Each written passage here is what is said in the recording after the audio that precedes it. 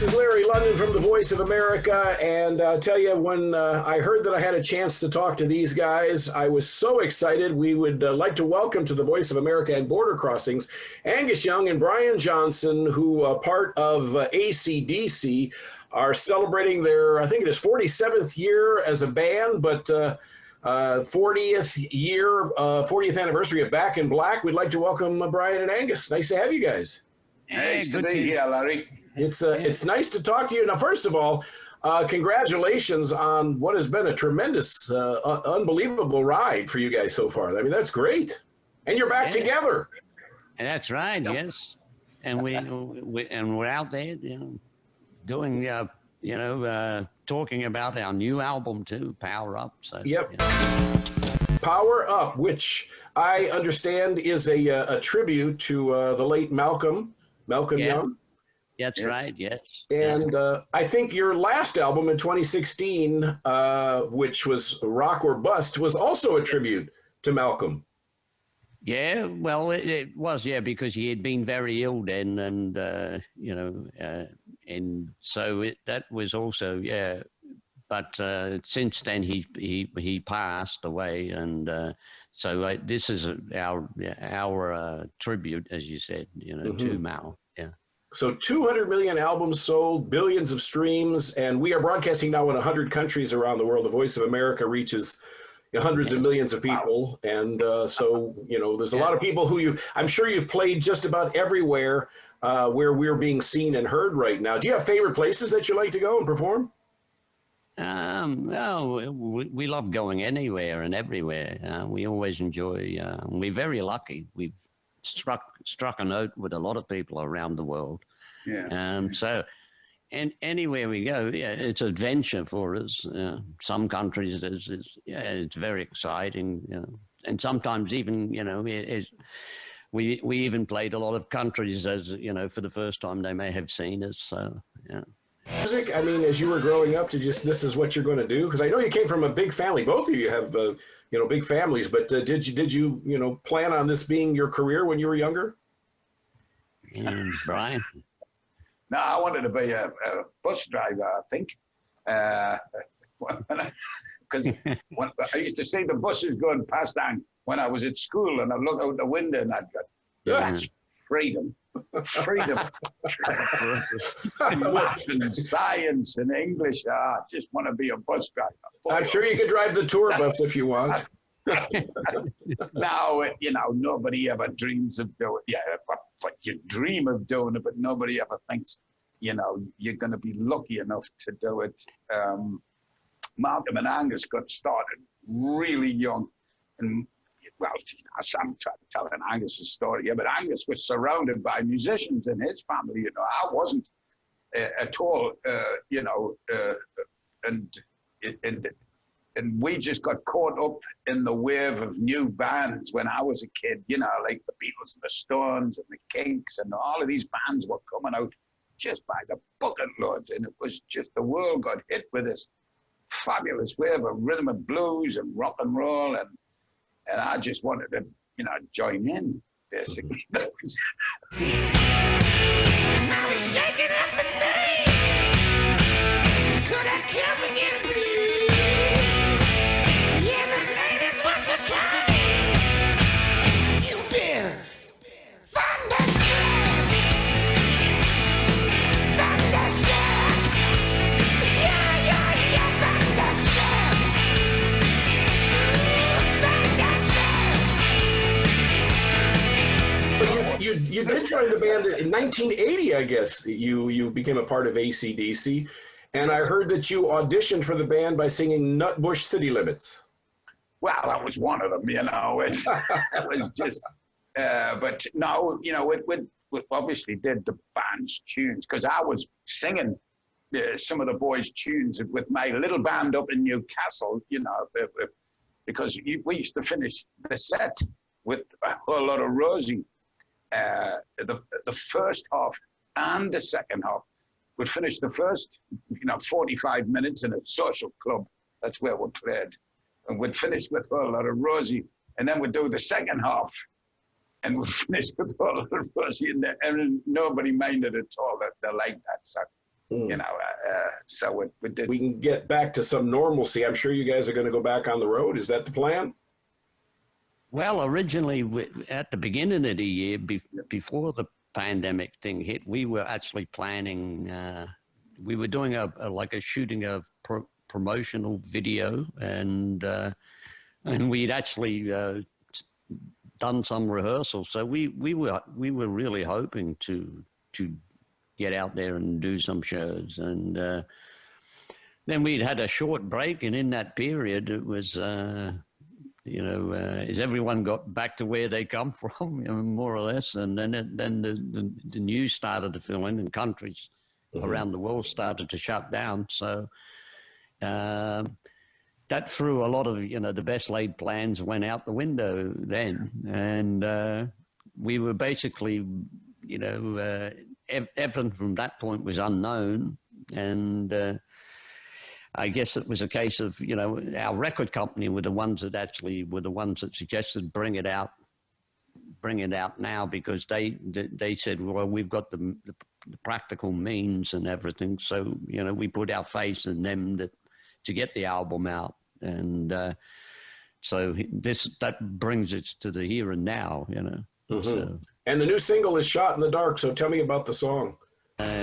Well, we wanted to, to kick it off and let people hear the first one of the tracks that the company itself, they said, we'll roll with this track, which we were happy about, because it's very ACDC. As soon as you hear it, you know that it's ACDC, and that's what we always strive for. We always aim for songs that people know as ACDC, and as soon as they hear it, they go, "That's them. There's no one else like that." So right.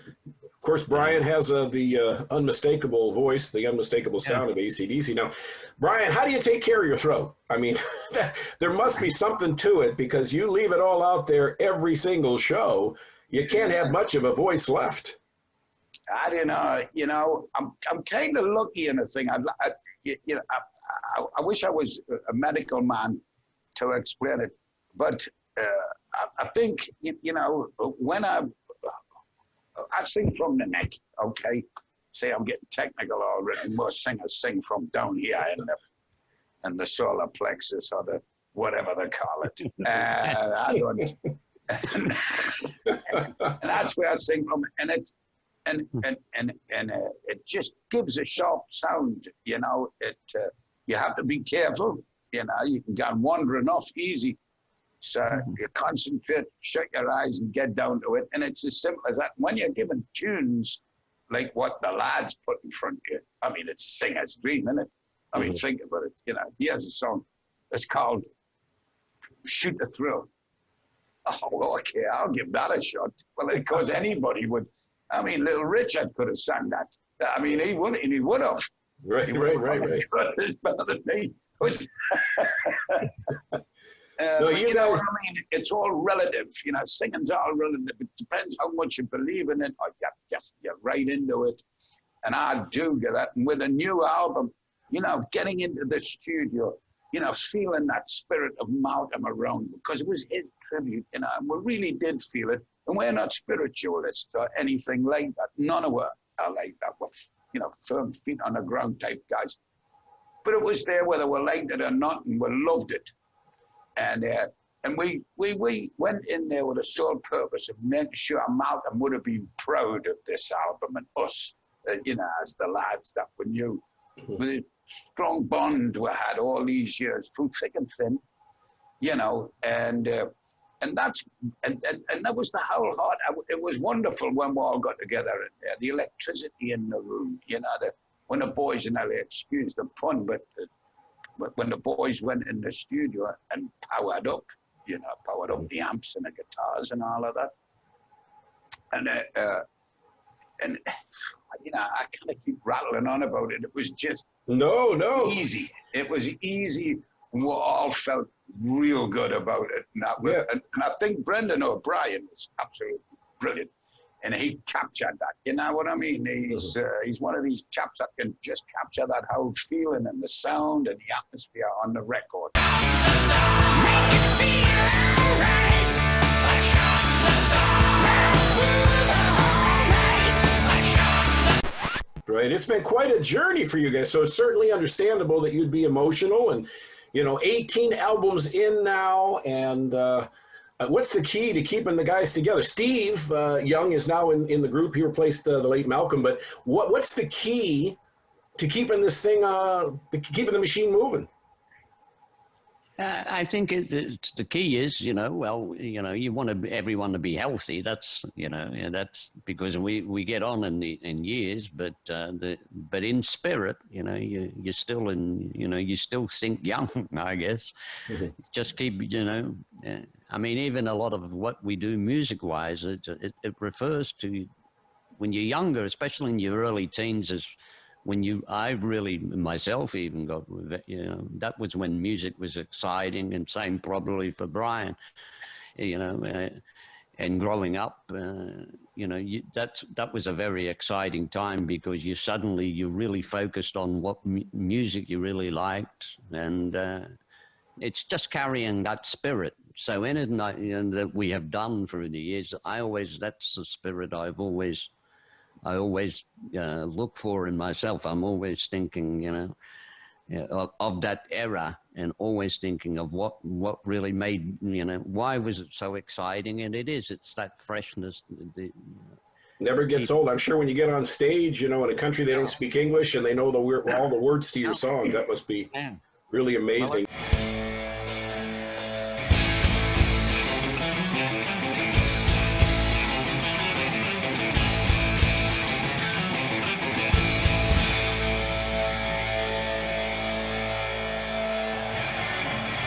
Now, the name of the band, ACDC, clear up this story. Was it your sister who discovered the name? Well, actually, it was my sister-in-law who actually came up with the name. But my sister was the one who more or less, she came up with my school uniform, the uniform I wear on stage. So she was the one that suggested that's what I should wear, because she always felt I looked so cute when I was young, coming home in my little school uniform and sitting there playing this big guitar in my bedroom. So she was the one that said, and because I was always I'm pretty, not the tallest person in the world. And she was the one that said at the time, hey, Angus should get on in that school suit. She said it'd probably be a great gimmick, and a lot of people will pay attention. Mm. And so was there really a super Ang? Was that something, you remember those days when you were wearing the Spider-Man costume on stage? Oh, yeah, anything. I would try anything. Somebody'd say, oh, yeah, we know you wear the school suit, but maybe try that on. So I even came on, I even came in, they got a fake gorilla suit once to put me in and bring me in on a cage, So.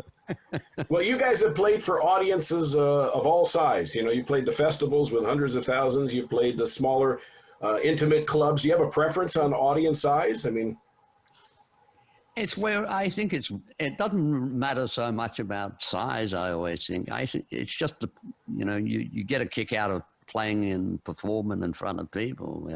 And for me personally, you gave as much as, whether being in a club or a bar or to a big stage. Mm-hmm. That was always the aim to, you want to get out there and play to as many as you can possibly. Yeah. So, but it never, I always felt, whether you were playing in a club or a big stage and a lot of people, yeah. Well, it's a thrill to have you guys on. Power Up is the name of the new album. And is there anything you'd like to say to the troops and to our worldwide audience that's tuned in right now before we go? Yeah. You stay safe wherever you are. Yeah, stay safe, but also, we hope this new album, Power Up, it'll give you it'll recharge the batteries. Yeah. Until we're thinking about you guys. That's right. ACDC, it's Angus Young and Brian Johnson joining us here on Border Crossings. Thanks for watching.